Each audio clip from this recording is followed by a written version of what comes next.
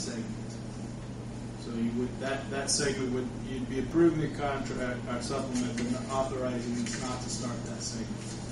All you'd be authorizing us is to start with the 5,000 to do the on the next page the roadway design engineering. The total cost of that's $28,300, but you'd only have 5,000 of that is for the traffic warrant analysis. So you'd only be authorizing us for that 5,000, and then you'd be authorizing us for the 8,000 for the environmental documentation. None of the other stuff you'd be authorizing us. So basically, even though the total contract, which you asked for approval, like 49.7, you'd only be authorizing us to work on 13,000. Is that clear? Yes, I'd like this to be answered. What is HNTB's feelings of how the third lane would pretty well correct everything going forward? Obviously, it will help compared to where it was. I mean, if you ask me, realign it, does it make sense? It's an easier intersection to maintain and flow traffic through. The geometries are a lot better. Will the other one work? We believe it would have. I mean, we believe it would be an improvement to what was there before. Adding the turn lanes would help. What that allows is movement through the interchange, so that you basically, right the way it was before, if you had somebody heading southbound Lincoln, making a left-hand turn onto Montgomery, you would pretty much back all the traffic up to anything from the southbound lanes. With the turn lane, you're still going to allow those through traffic lights to come through. Now, with the offset, and because of the offset in light, we had to, there's some trip signals, and one of those is in the one business there, the quick loop. So that adds complexity to how quickly the light changes will occur. So that adds, if you're looking at it from the standpoint of a driver, if you get caught, if you have to stop at the light, the time you'll be at that light will be a little longer because it has to rotate through another cycle. Okay, now if you move that light south, after if you did the realignment, is that trip going to be further? You should be able to remove the trip out of the quick loop, so you reduce the cycle by one cycle. You reduce that 4-minute cycle. And you know those numbers better than I do. So yeah. Looked at those the reason you have to have the trip on the driveway is because with the offset alignment, the intersection runs from north of Floral Court all the way to south of Montgomery. If you realign the intersection, the distance of the intersection is shortened to the north. And then the driveway coming out of the quick loop is not considered inside the intersection. And if it's not inside the intersection, you therefore eliminate the need for the signal. In other words, we have, like Karen was talking about, that's what makes it complex with the offset is the fact that we put a private driveway within the middle of our intersection. And if you move the one to the south, that takes that driveway entirely out, thereby simplifying all the actions that occur within the signal, or within the intersection.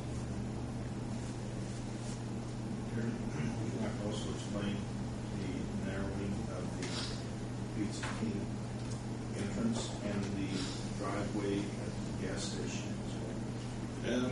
Yeah, if you remember, one of the goals of Lincoln Street was to improve access management, i.e., so that when you're driving down a roadway, you don't have people coming out at you at all different places. There's a lot of businesses along there that have their entire frontage of their property is a driveway. So if you have somebody coming out, you don't know if they're coming out here, here, here. So that adds to driver confusion and awareness. So one of the ideas is that you want to channel those drives so that there's limited points where you come out. In the case of this interchange, what has happened is because of the proximity of the gas station, it's currently it's not abandoned, but it's not open. I guess it's a Clark station. It had two access drives off of Lincoln and an access off of Floral Courts.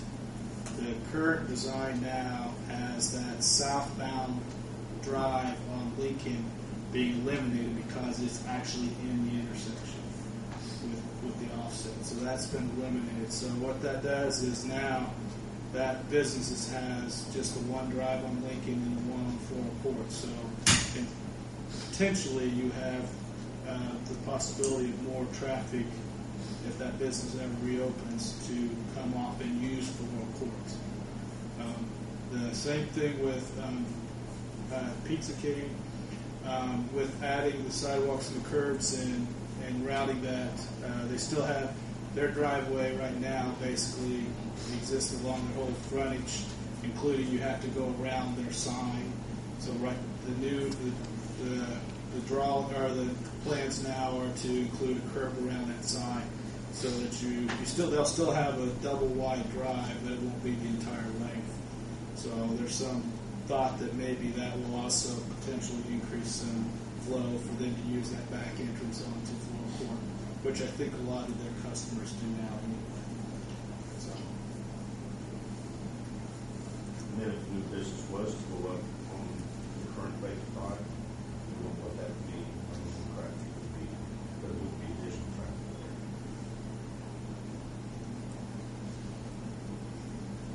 there. I may give my opinion of the entire project here. I fully understand it's going to cost a little bit extra to do this, but I'm in favor of doing a true four-way, whether there's a light or whether there is not a light. You've talked about the confusion of traffic there, the outflow or the emptying of the traffic from the businesses. I really hate to see us do a full-blown Lincoln Street project and just ignore a big piece of it here. We've come in under budget. It doesn't give us a lot of money just to spend or to blow, but the money, I think the money is there. I think now is the time to do it. I would sure hate to see a couple years from now, after Lincoln Street is all done and beautified and going strong, that we have to go back in and tear up that intersection because someone decides that's what we need to do. I think we need to do it while we're doing it.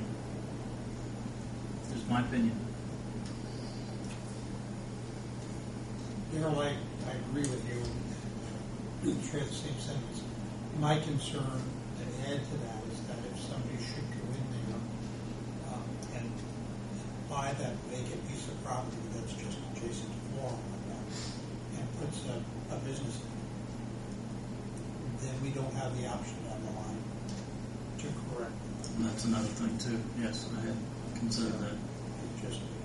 But I think everybody needs to speak their mind and That probably was one of the driving factors of why it wasn't done originally. Was at the time of design it was a business and the direction was given to minimize the right-of-way acquisitions. We worked with what we had. that's the reason you're right. That's the reason it wasn't considered earlier.